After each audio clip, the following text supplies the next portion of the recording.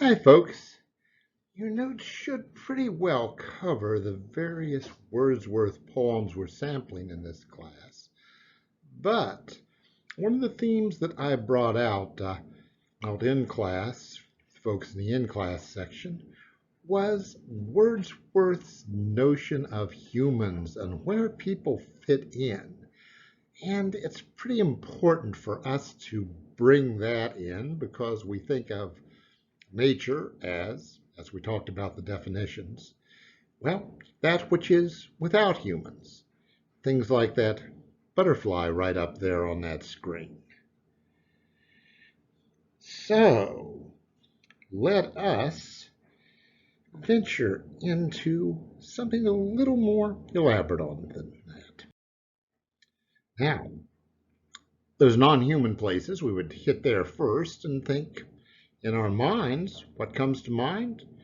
Oh, Thoreau exploring the natural world, and John Muir trekking through these distant wastes, and people discovering Alaska and grizzly bears, and watching those nature shows on the BBC network where you can and see the Kodiak bears chomping salmon and all the rest of that stuff. But hey, now, wait a minute. European romanticism ties to Europe, which doesn't have Alaska's grizzly bears in it, hasn't had big old grizzly bears for quite a while. British romanticism's roots tie to humans in nature. When we start talking about poetry from British romanticism, we would start with Thomas Gray's Elegy Written in a Country Churchyard, an 18th century piece, which is about people living natural lives, the lives they are intended to, quietly minding their own business, close to nature, and all of that kind of stuff. So, Wordsworth uses that vision some, a fair little bit. Solitary Reaper, as you look at the notes, is of a woman behaving as though she's part of nature.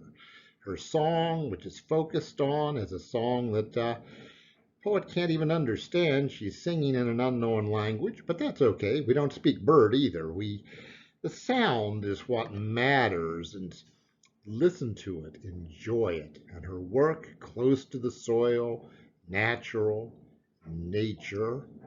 If you look at We Are Seven, where Wordsworth is, rather nastily commenting on Thomas Malthus's notions that disease, privation, and such are part of nature. No, Malthus is no romantic, thoroughly not. And that they're always with us and poverty is human nature and such. We'll get other negatives from that later on from Victorians, from Thomas Carlyle and from Charles Dickens. But right here we've got Wordsworth offering an emotional reaction by giving context to the life of a little girl in nature, because our little girl is going to show up artless, natural, quite wonderful. She's also a ghost, has probably starved along with her mother, and all of her siblings are dead, and all of the rest of this.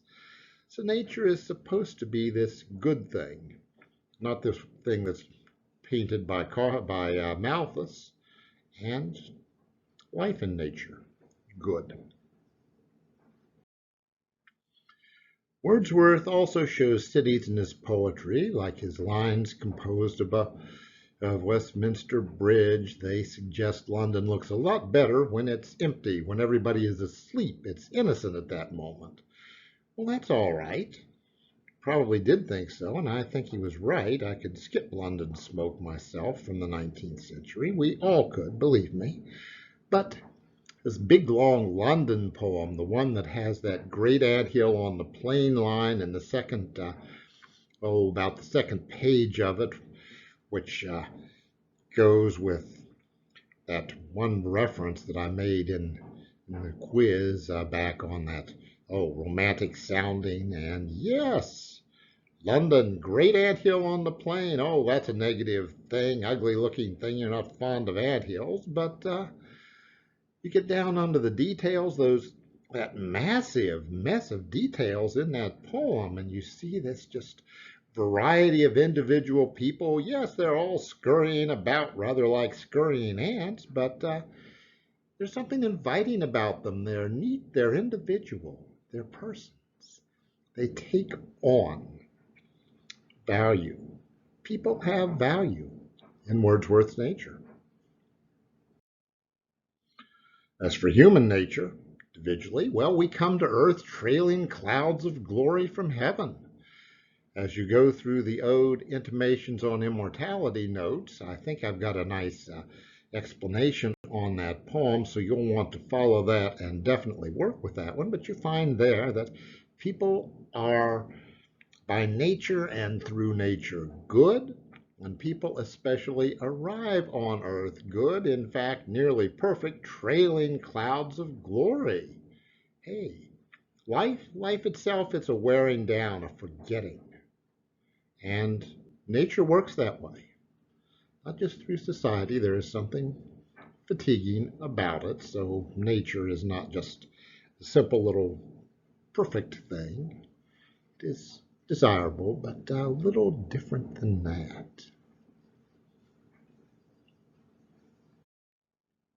So, in sum, out of Wordsworth, it's safe to say people are part of the natural world. Particularly, our individual lives are part of the natural world. Hey, our cities fit in there too, even though they are great anthills on the plain. That's not a good thing to be a great anthill on the plain, but to be an individual ant in that anthill, it's something that is worthwhile and is part of nature. Okay, folks.